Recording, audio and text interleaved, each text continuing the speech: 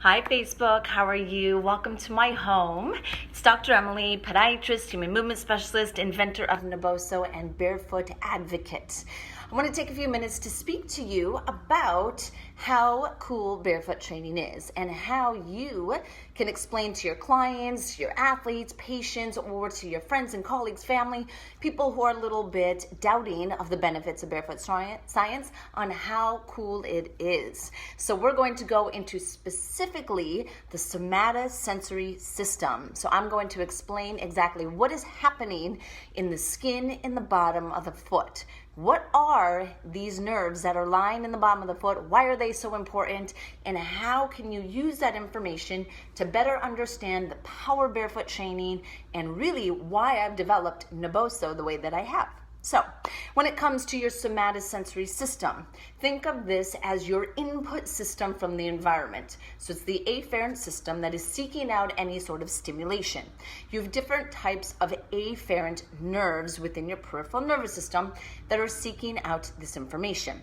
4 main types. Everything is going to be breaking down into 4s. So you have your thermoceptors, which are responsive to hot and cold. You have your nociceptors, which are differentiating, of course, pain, but what they're able to differentiate is sharp and dull.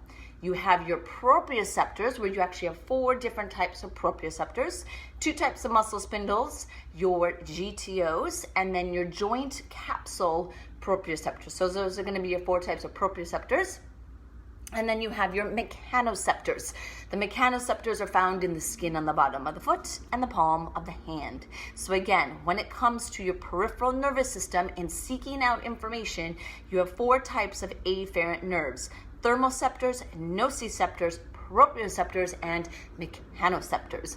When it comes to the skin on the bottom of the foot, the ones that we're talking about when it deals with barefoot training is the mechanoceptors. Now your mechanoceptors can be broken down into 2 different types: slow and fast. You have 2 types of slow and you have 2 types of fast. Why this is important is that they respond a little bit differently to the information. They respond to different stimulation. They respond at different rates. So your fast receptors are going to be the ones that are your Pacinian corpuscles, for anyone who's familiar with those, and then your Meissner corpuscles.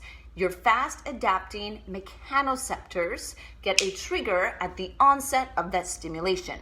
Now, your slow receptors, which are going to be your Merkel discs and your Ruffini endings, are going to be slow adapting, which means that they will actually continuously respond to the stimulation while you are being stimulated.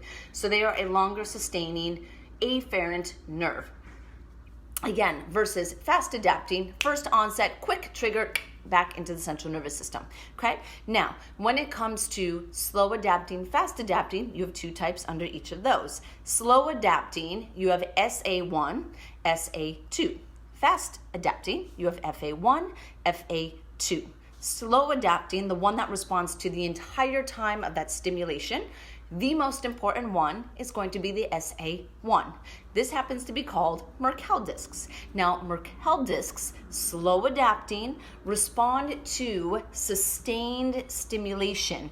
And the sustained stimulation is sustained vibrations, low frequency vibrations. So it's almost like a flutter that it's stimulating to, or it's responding to. Now, it also differentiates 2-point discrimination. 2-point discrimination. So when you start thinking of texture and how the nerves in the bottom of the feet are responsive to texture, that's going to be your SA1. What's super cool is that your SA1 Merkel disc has what's called a spatial acuity, which means how far apart can it differentiate different stimulation? That is actually 1 millimeter. So when you think of the Naboso insole and the Naboso mat, each of these little textures happens to match the spatial acuity of the SA1 Merkel disc.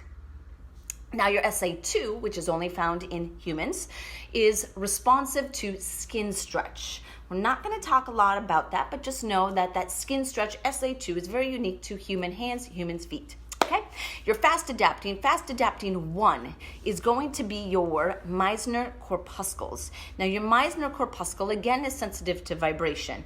Both FA1, FA2 are both sensitive to vibration. The FA1 is going to be from a lower frequency of vibration, lower frequency, thinking 40 hertz, less than that. So when you are doing whole body vibration in the power plate, which we typically do around 30 hertz, you are stimulating your FA1, which is a slow frequency or a lower frequency proprioceptor or mechanoceptor, and then your FA2, which is the Pacini corpuscle, which is the one that I speak about a lot, is actually to high frequency vibrations. So both of the fast adapting is going to be responding to vibration.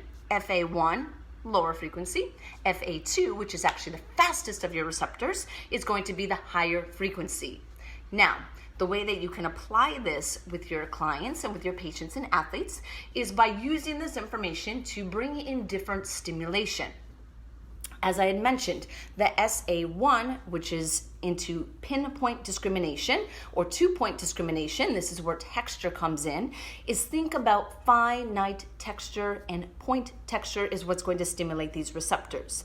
The duller that those receptors are, it actually does not stimulate the SA1.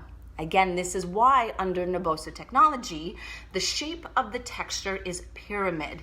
If you have not seen the texture, I encourage you to go to nabosotechnology.com. Where's the camera? This is a small pyramid, so it's sharp, but not sharp, that's gonna hurt you. Sharp, and it's 1 millimeter apart, which means it is designed to match the spatial acuity of your SA1 Merkel disc. Now, you can of course stimulate SA2 by involving skin stretch. You're gonna get more skin stretch if you use more like a tacky texture. Harder textures that have a little bit of a skin stretch, so if you think of a wood floor, is a great way to stimulate it. Your FA1 is low frequency vibration, so when you're on a power plate, thinking around 30 hertz, which is what the power plate is, you're going to be getting the FA1, which responds to flutter. And then your FA2, which is the higher frequency, means that those are going to be your fastest response. So a lot of our dynamic movement, the faster speed that you're going to be getting higher frequency vibrations.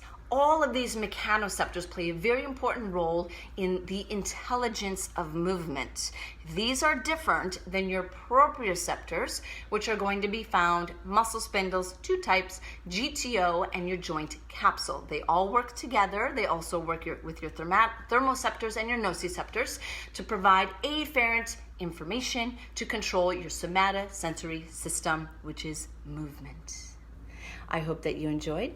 You can now sound intelligent when you talk about the benefits of barefoot training and why it is so important to stimulate the skin on the bottom of the feet.